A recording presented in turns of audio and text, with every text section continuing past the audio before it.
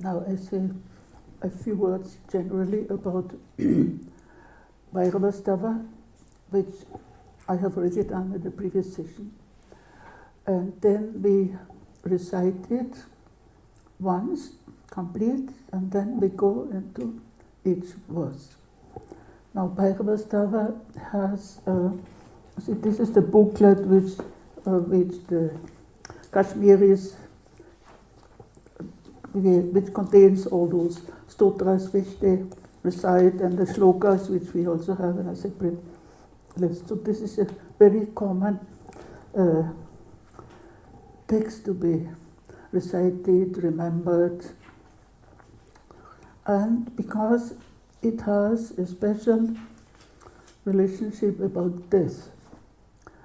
So this stotra is also recited specially when somebody has died, and it is about death and overcoming death. But you will see all the emotions actually are contained in this stotra. And Abhinavagupta here exposes himself. He doesn't feel shy to speak about his emotions. And this is the beauty of this tradition. You don't have to say, no, this is not to be told, this is not to be. No, he exposes everything. And Bhairavastava is, and the divinity to whom he addresses this, all the emotions from the lowest to the highest, is Bhairava.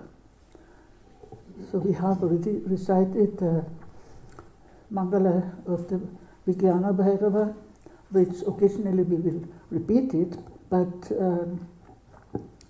now we once again listen to the whole stotra and then we go into the details.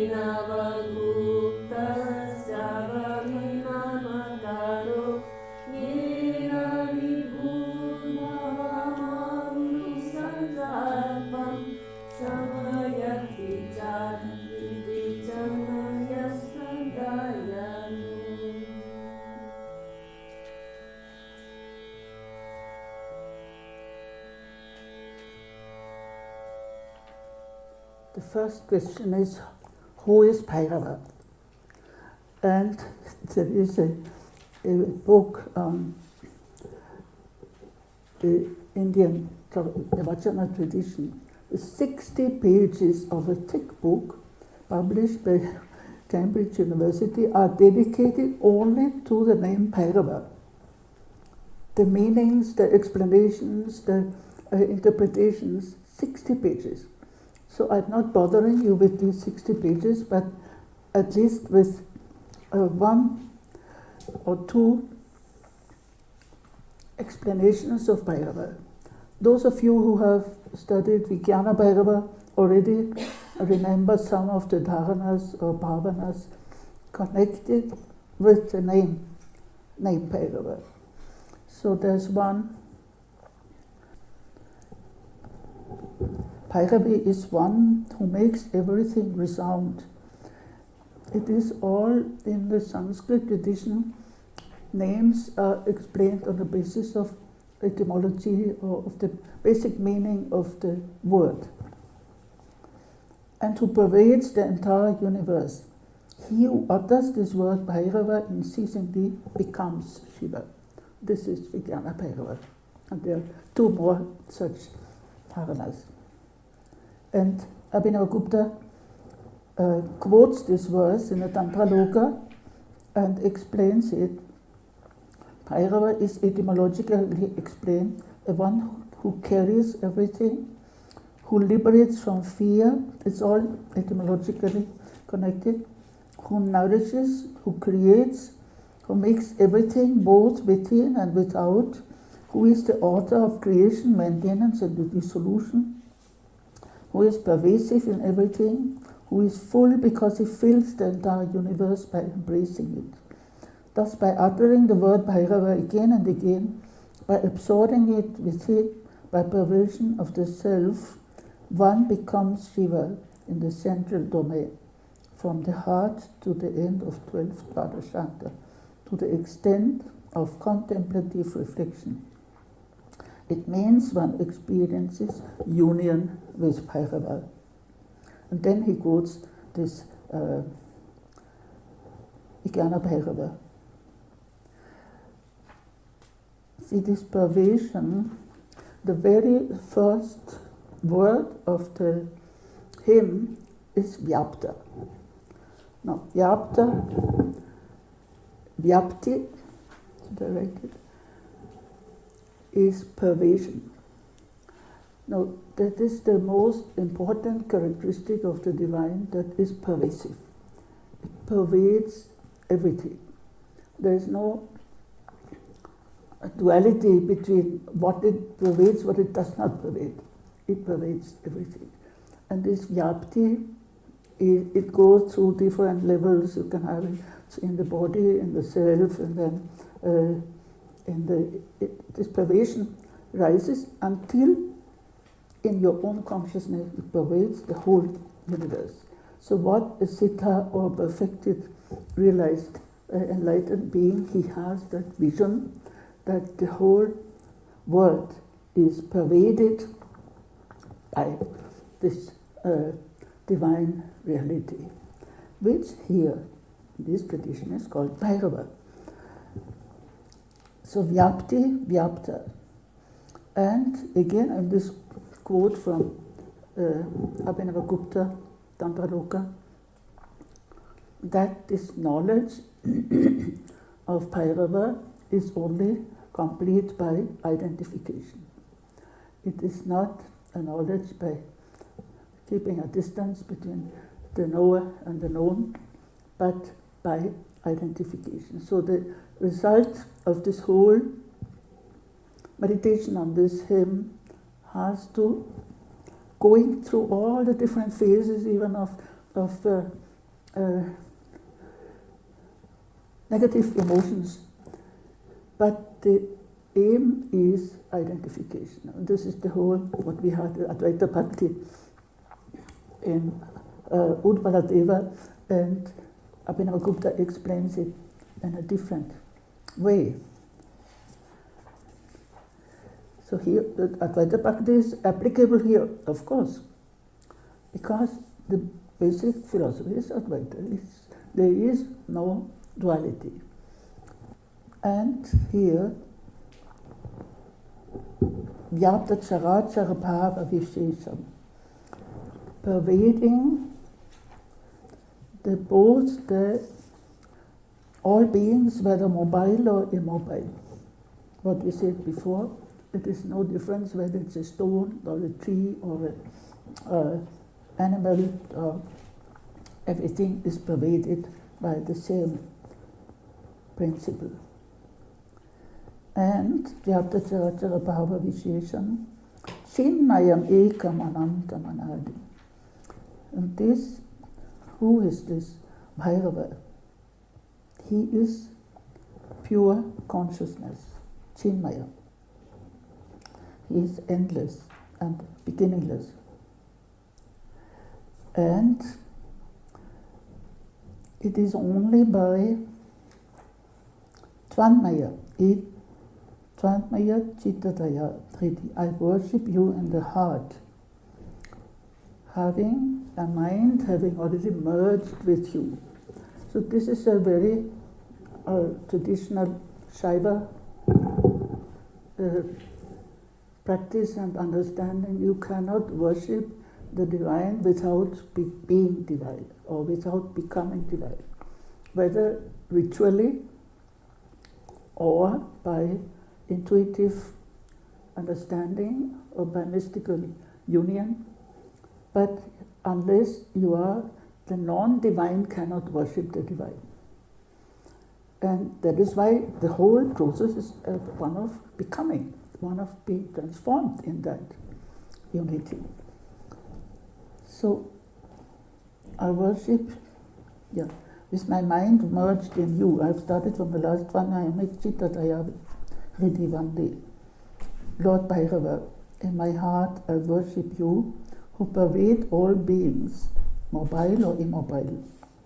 And you are Chinmaya, you are pure consciousness, one, Eka, Ananta Anadi, without beginning or end. But immediately there's a human touch. Bhairavanatam Anata Sharanyam.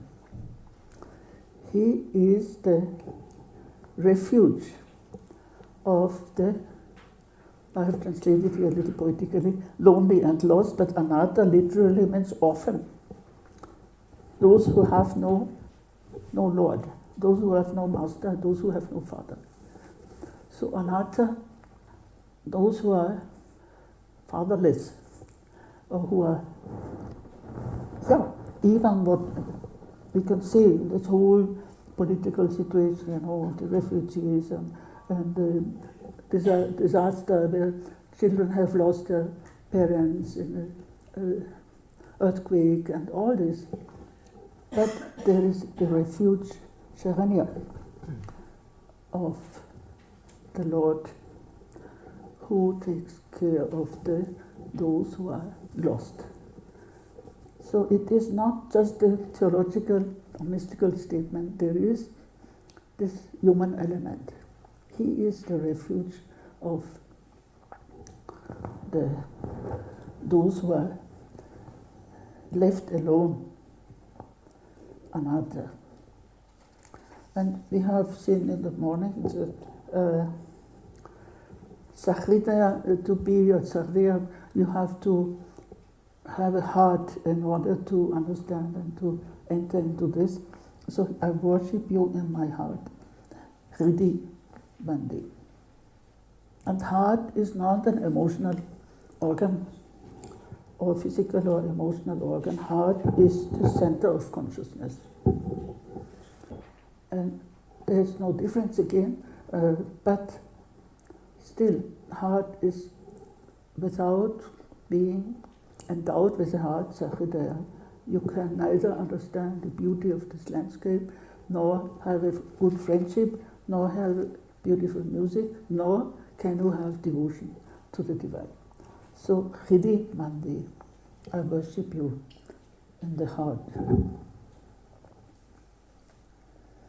So this pervasiveness of the divine, Vyapta and Vyapti, It is a very important concept in the whole tradition of Yapti, which can rise from the individual to the universal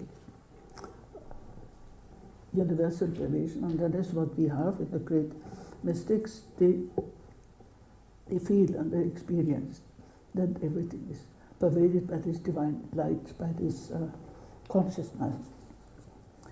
And on verse 2, Tvanmayam etadasheshamidanim bhati mama tvatanugraha shaktya tvam cha mahesha sadaiva mamatma svatnamayam mamadhena samastam. So here he already admits the importance of Shakti, of the energy. And which energy? Anugraha Shakti, the energy of grace.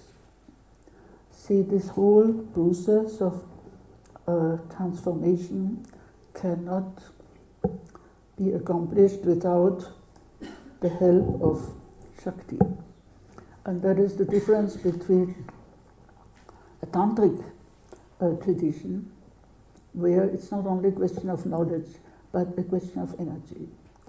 And Anugraha Shakti is the essential character of Bhairava.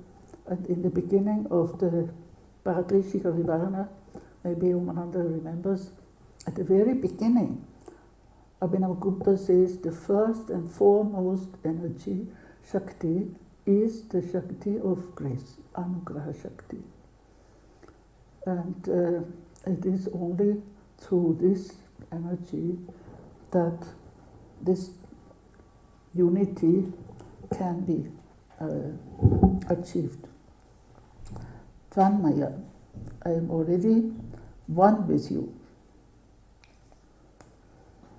By the power of your grace, O great Lord Mahesha, this whole universe appears to me now as one with you. Tvanmayam etadasheshamidanim bhati mama tvatanugraha shakti. It's very beautiful. It shines, appears, you can see the German translation. This universe, it shines. Appearance not in a sense of illusion or anything, but it reveals us being one with you, Tvanmaya, complete, Ashesha, by your grace, by the energy of your grace. Tvam cha mahesha sadaiva mamatma, you, O great Lord, are ever my own self.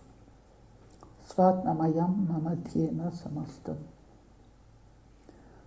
Therefore, everything is one with my own self.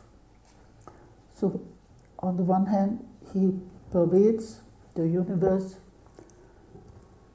by his light, by his consciousness, but then the mystic or the devotee who experiences that the Lord is none other, but he is his very own self, Mamadma. And since this unity is experienced, then everything outside also, everything is my own self. Means the divine. Svatmani vishvagate dvainate tena samsriti pita katasti satsvapi durdhara dukkha vimoha trasa vitali sukhamate ganeshu. Now he comes to the experience in the samsara. It is true that everything is pervaded by you, and I am one with you, and hence I am also one with the whole.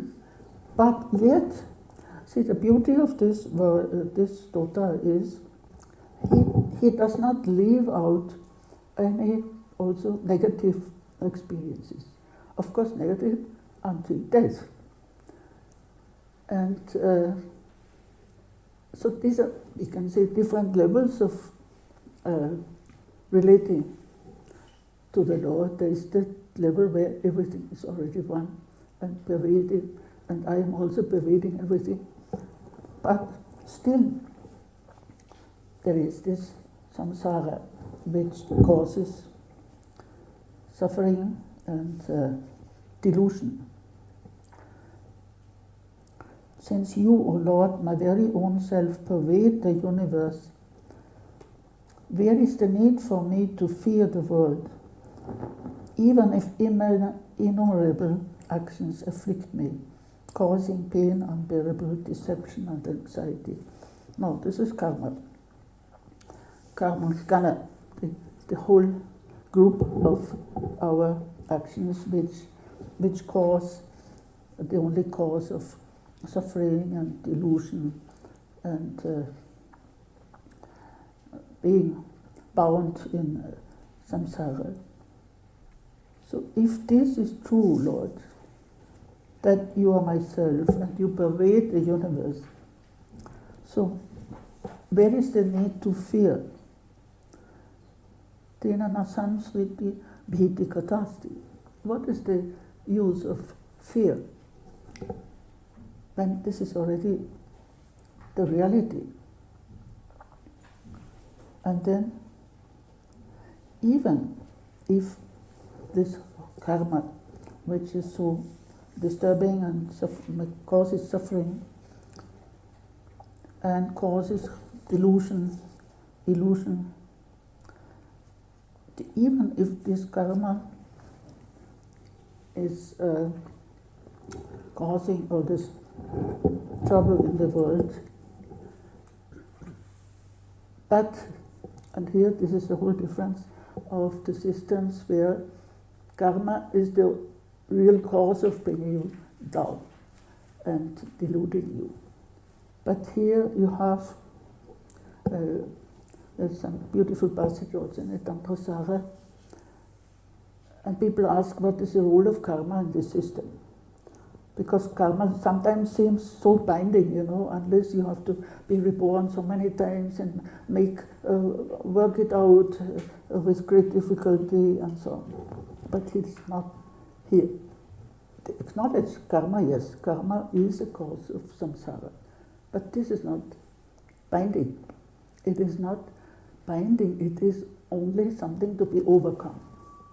And this overcoming requires the grace, the Shakti, Anugraha Shakti, that power of grace which can overcome even the worst of karma.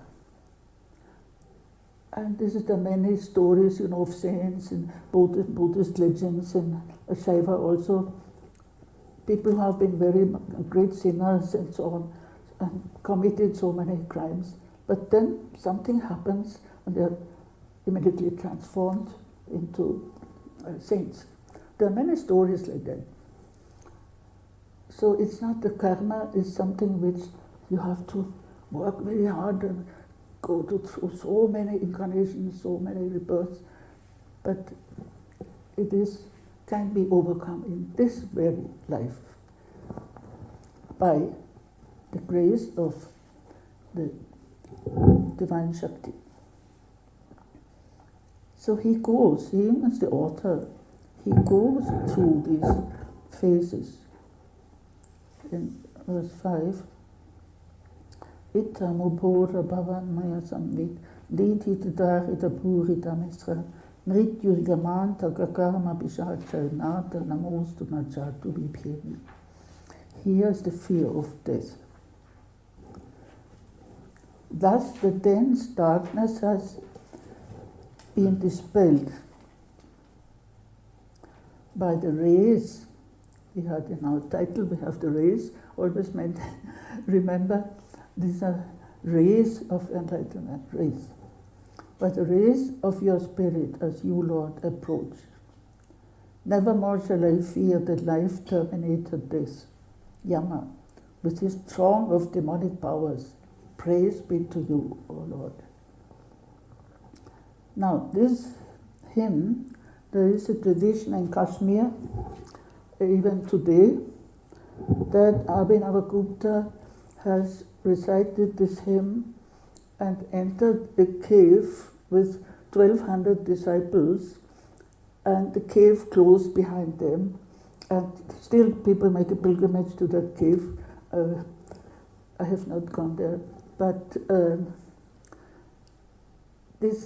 so the idea that by reciting this hymn, he and his 1,200 disciples disappeared and died.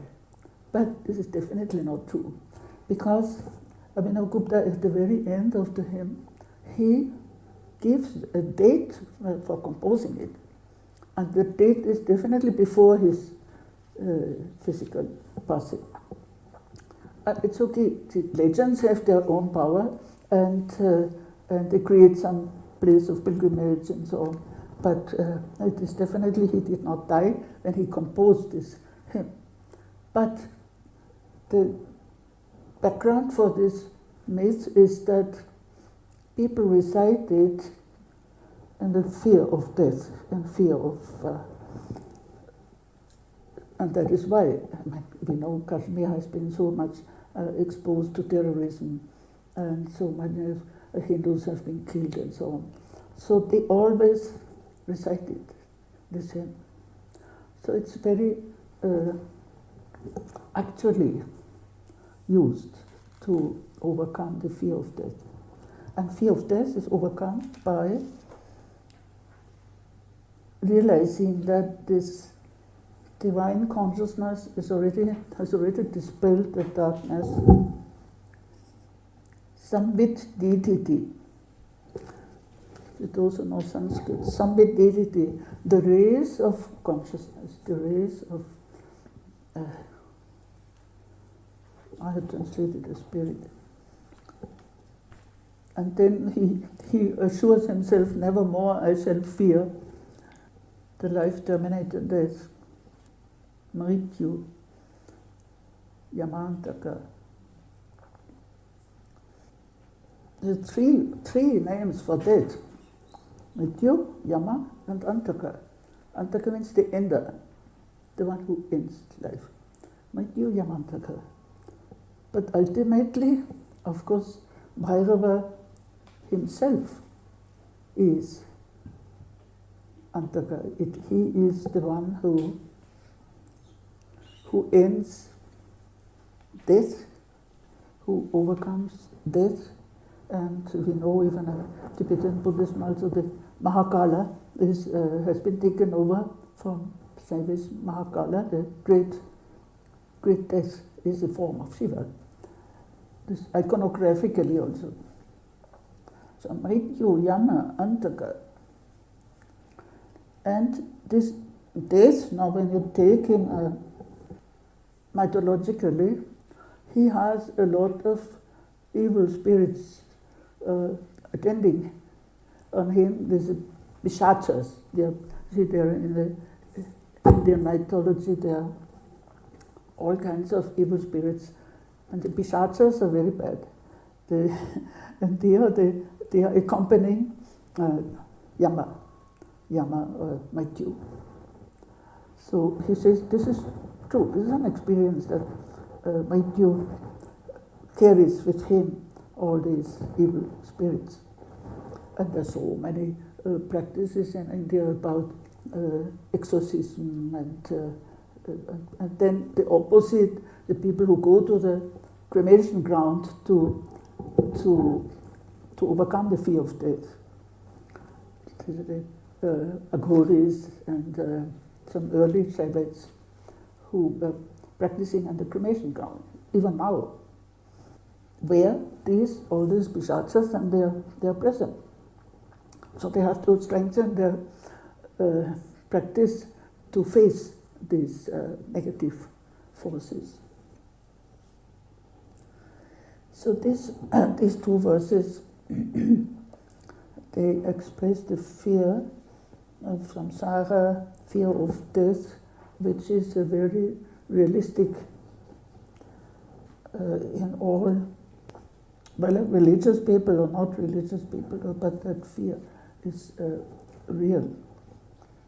But he, being a non-dual devotee, an Advaita Bhakta, in verse 6, Prodita Satya Vibodha Marici Prokshita Vishwapadartha Satatva Bhava Paramrita Nirbara Pune Tvayaham Atmani Nirvritim Evi.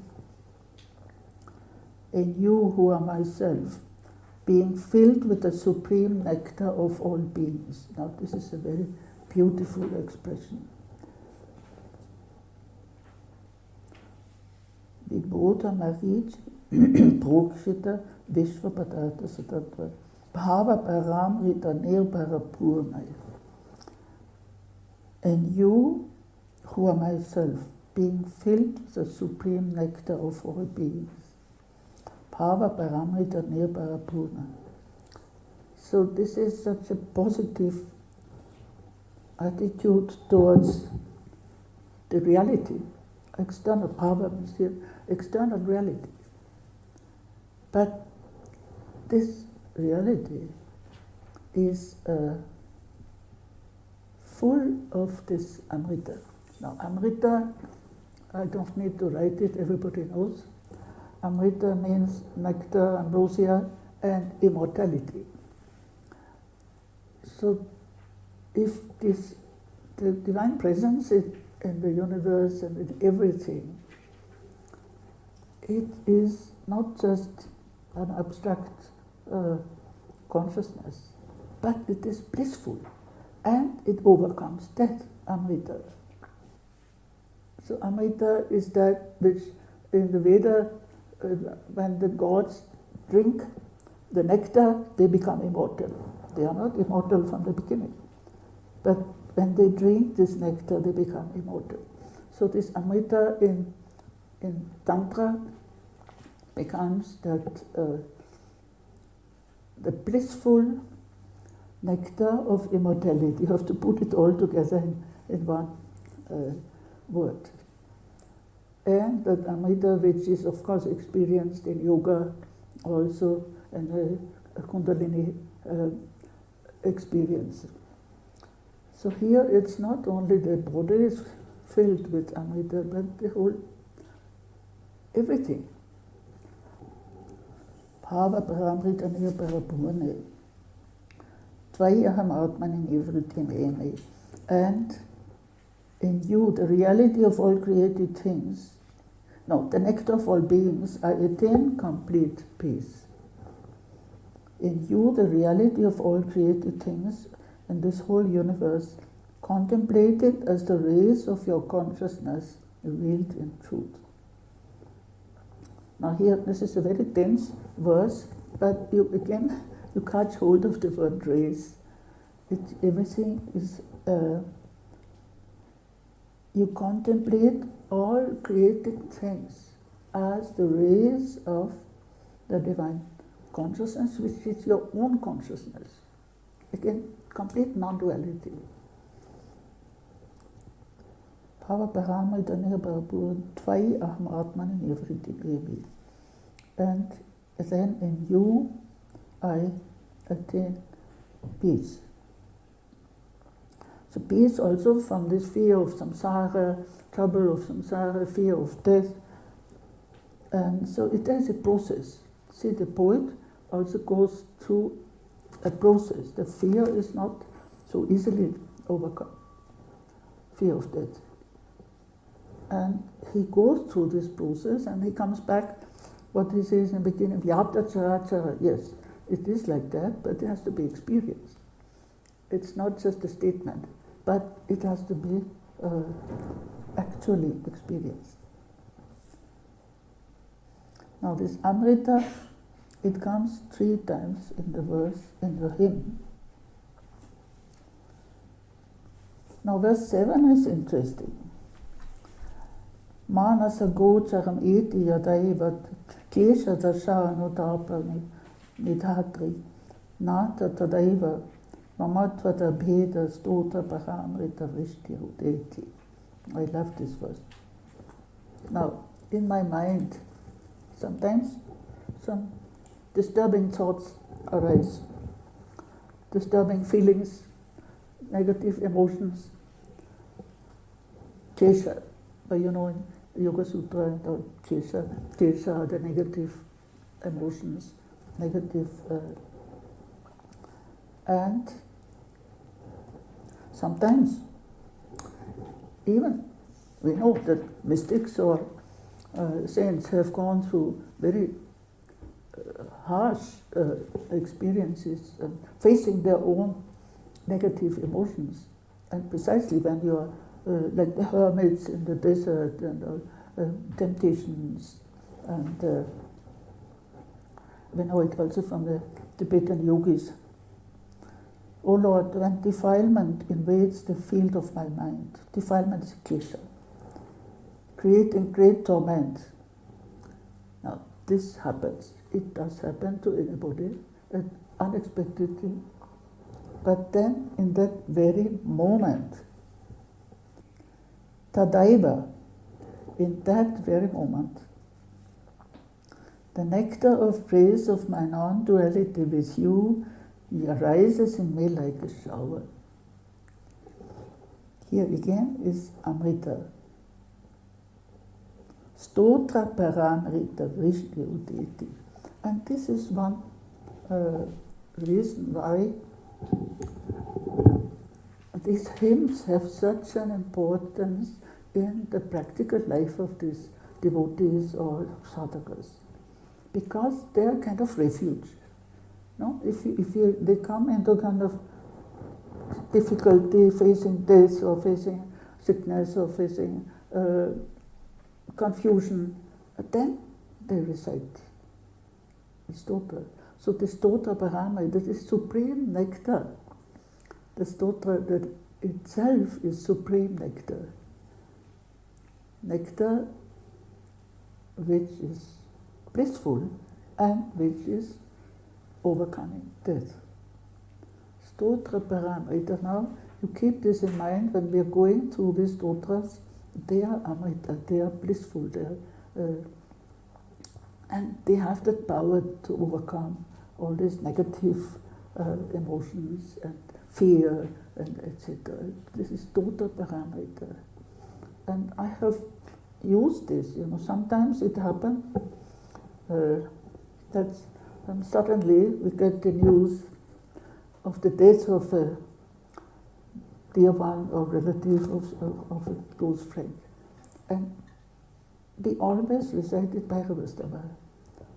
And you don't believe, but it has given really peace to the person who has suffered this loss. So these are not just texts, they are not just literature. They have a power, they have a power to transform this fear into union, or into the bliss of non-duality. The nectar of praise of my non-duality with you is all together. It is Amrita, it is Advaita, and it arises in me like a shower. Shower here means like rain.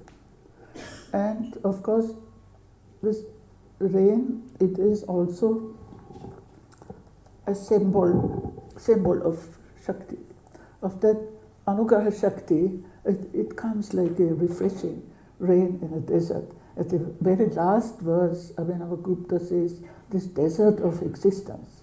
This existence is like a desert, like a dry. And unless that shower, that rain of the divine grace can make it, pervade it with its energy and transform it into a fertile land. This power, at the end, he says, Bhava Maru Santapa, this heat or this suffering of this desert of existence. And there you need that grace, the shower of grace, which makes everything alive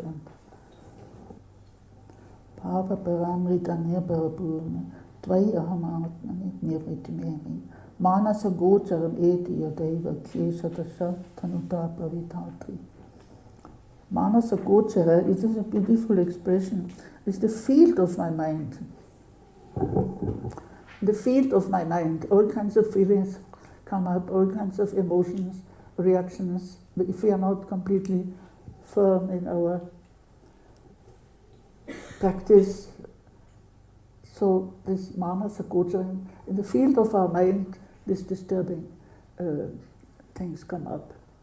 And then you remember this Sutra Paramrita, the beautiful, the blissful, blissful and what helps you to overcome death, Amrita, of contained in that hymn. Now in verse 8, Shankara Satyamidam Vadadana Snana Tapu Bhavatapa Vidari Tava Kashasta Paramrita Chinta Syandati Chita Simevritidhara. This is again what I see. I told you in the beginning, and most of you know this very well, that there are 3 ways of reaching that state of consciousness, and one is from the Guru, if you are fortunate to have a Guru. Second is from the scriptures. So you read the scripture and you find something enlightening. Or from yourself. Now, yourself doesn't mean the ego, of course. Yourself means, again, what you receive by grace. That we had it in the, I remember at the beginning of Utpaladeva's Ishvara Patipijnakarika, Katam Chidasadya Maheshvarasyadasyam. Somehow I have got this state of servanthood of the Lord. Katam, somehow. So something happens and you cannot describe how, but something which helps you to overcome all these negative states. Now, in verse 8, he says, yeah, it is true, O Shiva, O Shankara, it is true that vows and almsgiving, ritual bath and practice of asceticism. Now, these are normal religious practices in Hinduism, but in many religions. To take a snana, tapas is asceticism. Vrata means vows, like people take a vow to keep silence for 1 month or to fast and so on. These are vows, vrata. And dana means almsgiving is also a good charitable action which helps also to overcome bad karma and so on. So these are normal religious practices before having realized that complete Advaita. It is based on a duality. So, O Shiva, if it is true that vows and almsgiving, ritual bath and a practice of asceticism remove the suffering of earthly existence, so that they do have an effect, there's no doubt why people for centuries have been practicing this. But here he puts on a higher level meditation on the supreme nectar of your words releases in my mind a stream of peace. So this meditation, and this is why this is the basis for my believing in using these texts for our meditation as a basis, because more than any practice of fasting and so on, taking bath in the Ganga and whatnot, this meditation on these scriptures releases a stream of peace. in my mind. So because the Shastra, when you consider from Guru, Shastra and self, the Shastra is a kind of, not all Shastras, of course, we consider only Advaita. They give you kind of reliable basis, in your own experience, or maybe deluded also. Some people get some delusory or illusory experience and think they have already got it. But so you need a level where you have a solid foundation, which for centuries and maybe millennia, these scriptures have been practiced and have been realized by the followers, by the devotees, and by the saints also. So that is why he puts it on a higher level than all these other ritual practices.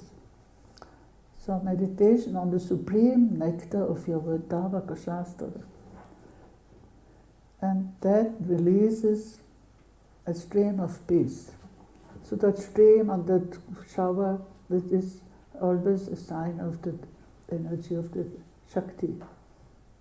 But so what we are doing here is meditating on those scriptures, on those stotras, and then taking it into our meditation, not mentally, but just the inspiration which we get from it. So he does not deny that these other practices are good. He doesn't deny it. He doesn't say, forget it, it's bad. No, it's a lower level. But the higher level is meditation on the scriptures, on the non-dualist text scriptures, including the stotras, of course. See, after having gone through, while composing this stotra, Abhinavagupta definitely did not imagine, but he has gone through it. He has gone also through maybe some negative emotions or fear of death, but then he always again and again takes refuge in Bhairava, not only Bhairava, but in that all-pervasive nature of Bhairava. And then having gone through this and having reached that state of peace by that meditation on the scriptures, then there's a great joyfulness, and that joyfulness which expresses itself in singing and dancing, and so this is the last verse. Nrityati gayati rishyati gadam samvideyam mama bhairavamanta tvam priyam apya sudarshanam ekam durlabham anya janai samayakyam. This is very beautiful. It expresses this joyfulness which he has achieved by going through all these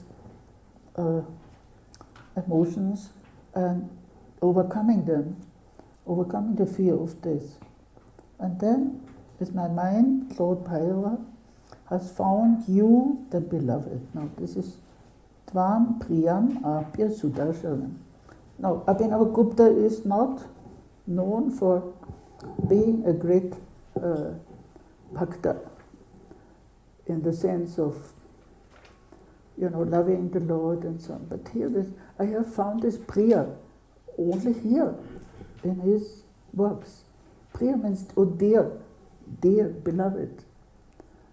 And you who are Priya Apya Sudarshanam Ekam, you who are the dearest, who are one, and who are Sudarshana, who give this beautiful, wonderful vision, Sudarshana. In a vision of oneness, Sudarshanam Ekam, the harmonious celebration of sacrifice so difficult to attain by others.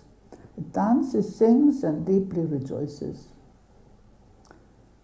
But I have just reversed the order.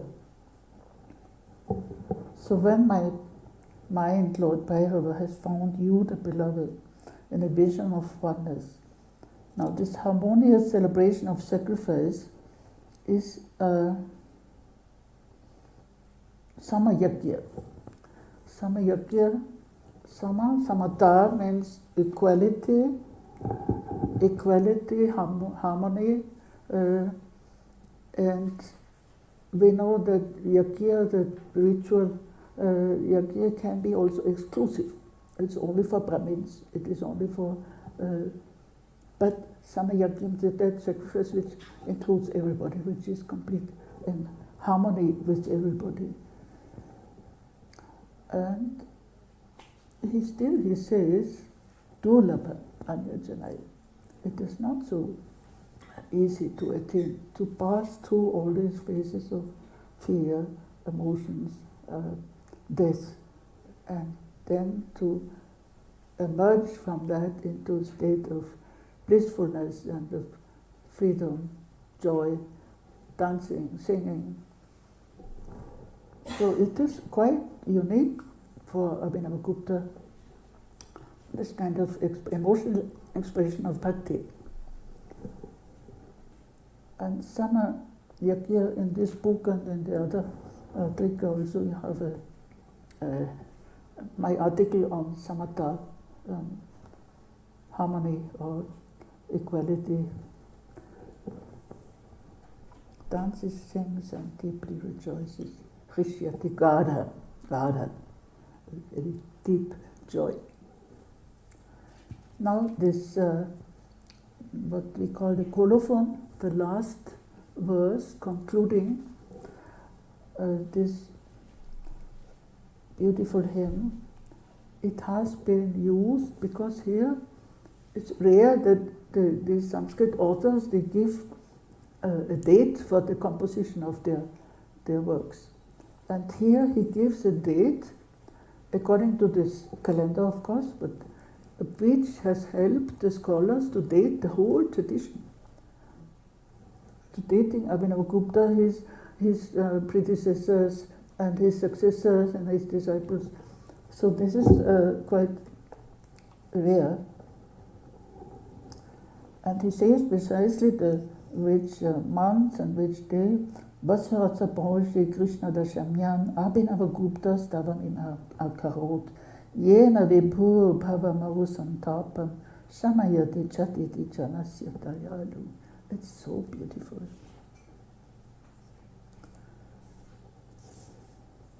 Abhinavagupta composed this hymn in the dark half of Pausha, this is the month, year 68, through which at once the all-pervading Lord relieves people's suffering in the desert of existence. I find it so beautiful, the desert of existence. And Dayalu, and he calls the Lord compassionate, in his compassion. And this chatiti means suddenly.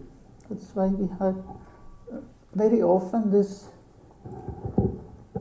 these expressions for suddenness come in these texts.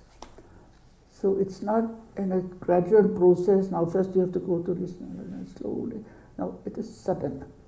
It is chatiti. So that's why grace is not gradual. Either it is there or it is not there. So it is sudden. Like that Anugraha Shakti from the beginning, which then same Shakti causes that sudden liberation from the trouble of this desert of existence. So many of the expressions here, they are quite realistic when you think of the suffering people are going through, all these wars, immigrants, this and that. This is Bhava Maru. This is desert of existence. So unless that divine grace and that divine energy, Shakti, can fertilize this desert, and then it happens suddenly. Of course, he has been completely united with Bhairava from the very beginning, but yet he has to go through all these phases so that it helps others also to overcome the same emotions and the same suffering of samsara and of death. So it is quite clear that this hymn had such a powerful role to play and still has in the Kashmir Shiva tradition. Because here Abhinavagupta he's not just remaining always on his mystical level. No, he goes down to the level of suffering, to the level of confusion, and then from there rises. And the way to rise are the scriptures, these non-dual scriptures, and that bliss, amrita, of the scriptures. So that is why our meditation on these texts, it can lead us to this liberation from all these oppressing forces. See, we always have to relate what we are doing in a traditional spirituality, relate it to our own experience at every level. And Abhinavagupta did not shy from admitting that these negative feelings, negative experiences exist, but then there is a way out, and then there is that grace which descends like shower. You have also the German translation, of course. I don't read it because you have it, you can read it yourself. Mataji, didn't we skip the verse number 4? Number 4.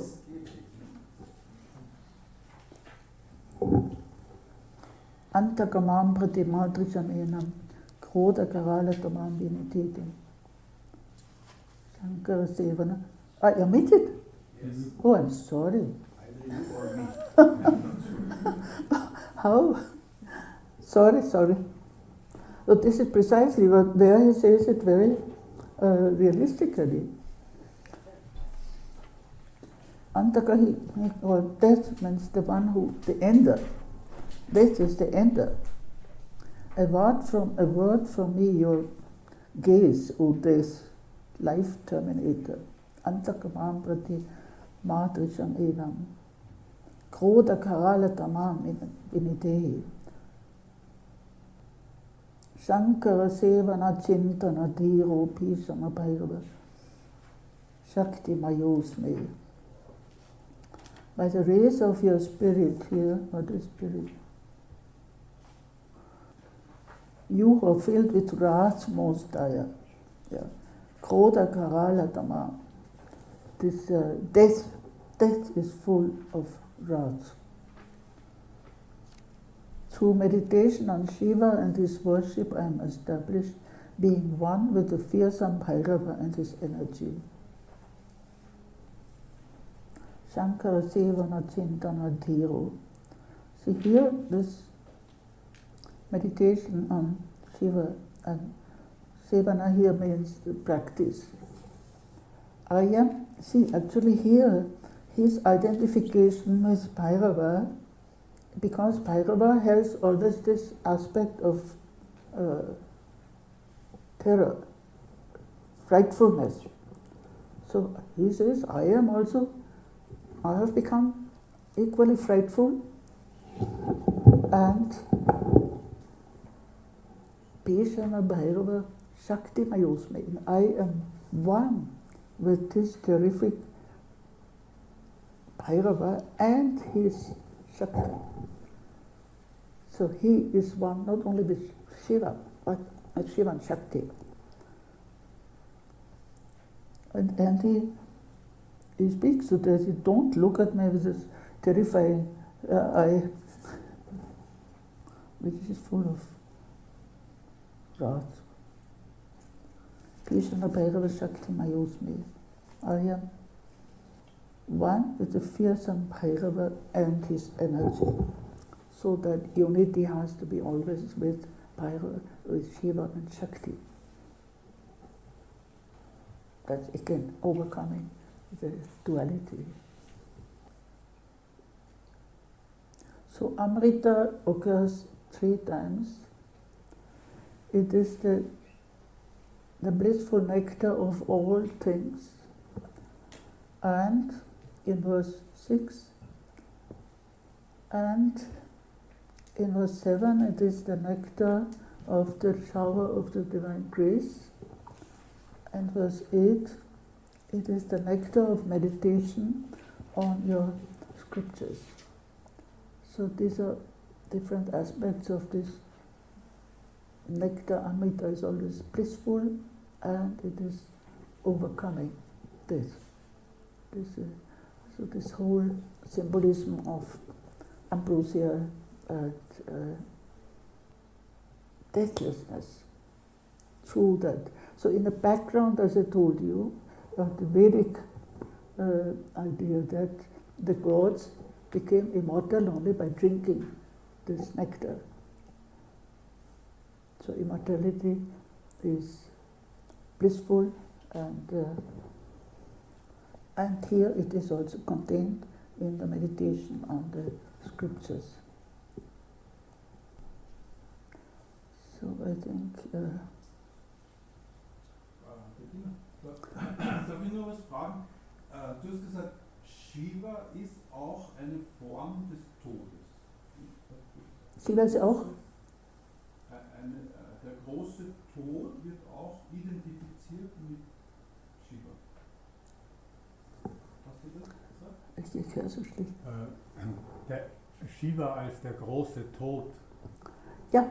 Aber das heißt, da gibt es auch hier eine Non-Duality, nicht? Der Tod ist was Schreckliches, aber er ist gleichzeitig Shiva.